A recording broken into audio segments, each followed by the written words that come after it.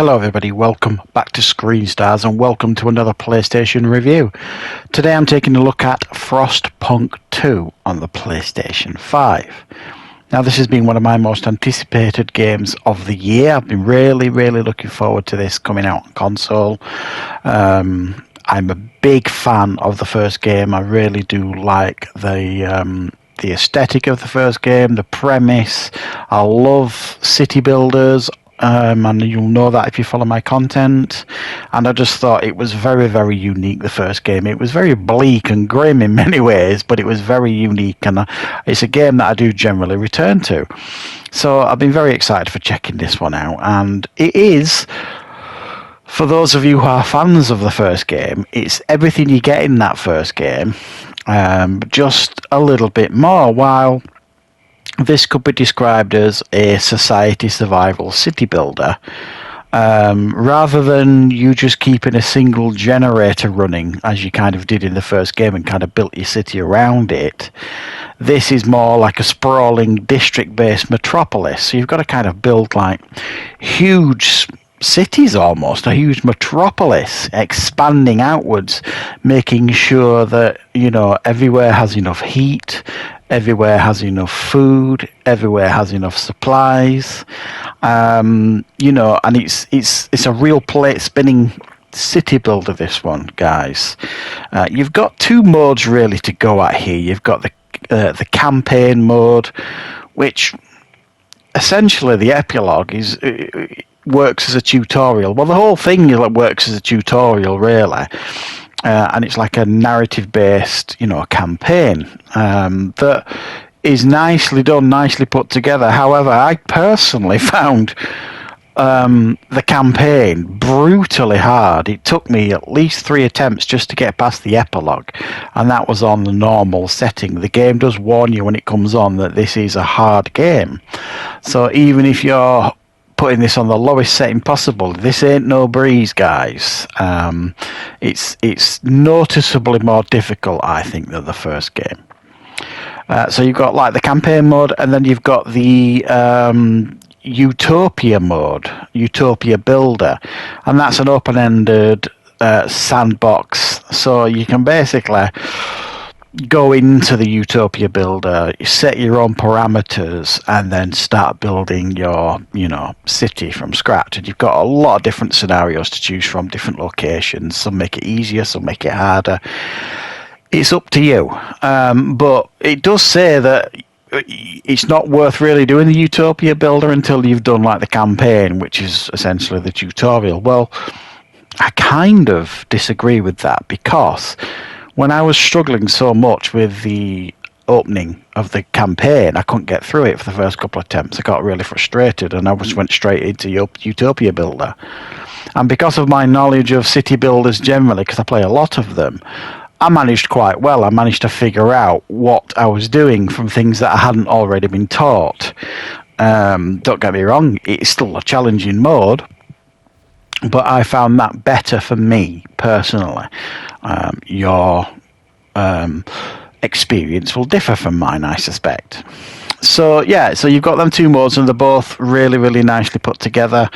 You've got some really nice, smooth graphics here. I think the game looks incredibly pretty, even if it's got this really grim aesthetic to it. You know what I mean? This society living on the brink of collapse, and, you know, clinging on for survival from each season to the next. And each season, it goes from essentially livable to whiteouts that will inevitably end in deaths if you haven't balanced your city out and your adjoining cities and workstations, whatever you want to call them. If you haven't prepped them enough with heat and food and all that kind of stuff, they are going to suffer massively when a whiteout comes. So you've got to really prep for it.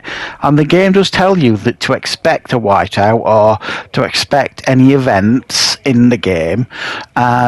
So you do have time to prepare, but you might not be able to fully prepare because you might not have all the supplies.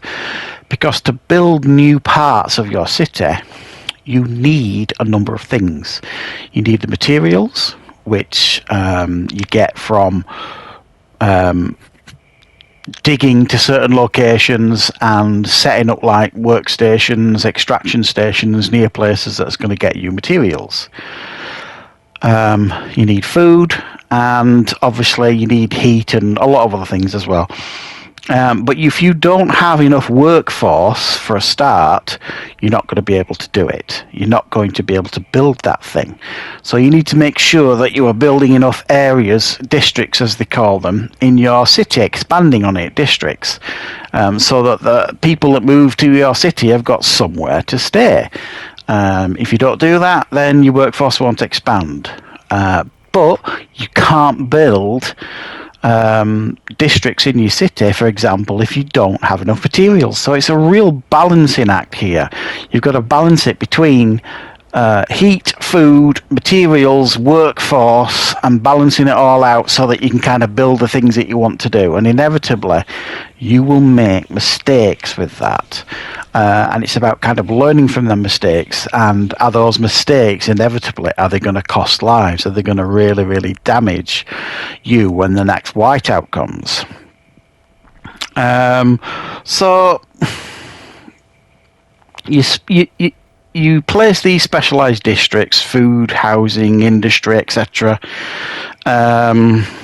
by unlocking the tiles. You can add buildings, you can add research stations, you can add like heating hubs to put on extensions to keep those places warm.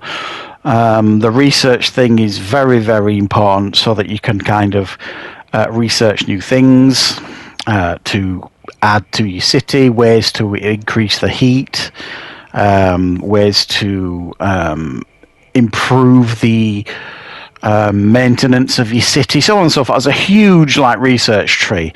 But then of course you've got the people living in your cities, you know, they've got things to say. So you're going to have to kind of build like a council building so that, you know, there has to be some order in your city. Otherwise it just becomes essentially a free-for-all eventually.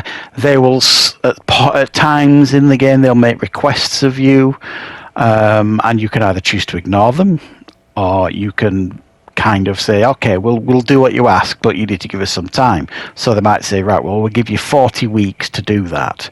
40 weeks in this game is between 5 and 10 minutes of gameplay, really. So you've got to really try and do what they're asking to. If not, then you're going to be in trouble. There's going to be unrest in the city. If you really need to improve production, you can instruct everybody in the different workstations to increase the production, which they will do, but it'll only work for a short period of time because they'll get exhausted. You can increase the heat levels in certain places, but again, that won't last. So you're going to need to kind of upgrade the generator, but you've got to research all that. So as I've said, it's a real balancing act, and it can be very, very brutal. The game, it's very unforgiving if you kind of make an error here and there, which is what I was finding with, like I say, the campaign side of the game. It's almost like to get through each scenario, you've got to be bang on every single time. You can't make any errors, which I found quite frustrating. Whereas in the Utopia Builder mode, you can basically do what you want to do, and you might do something in the wrong order, and that could really set you back, your city back, and you've got to really work hard then to bring it round, which could take a long time.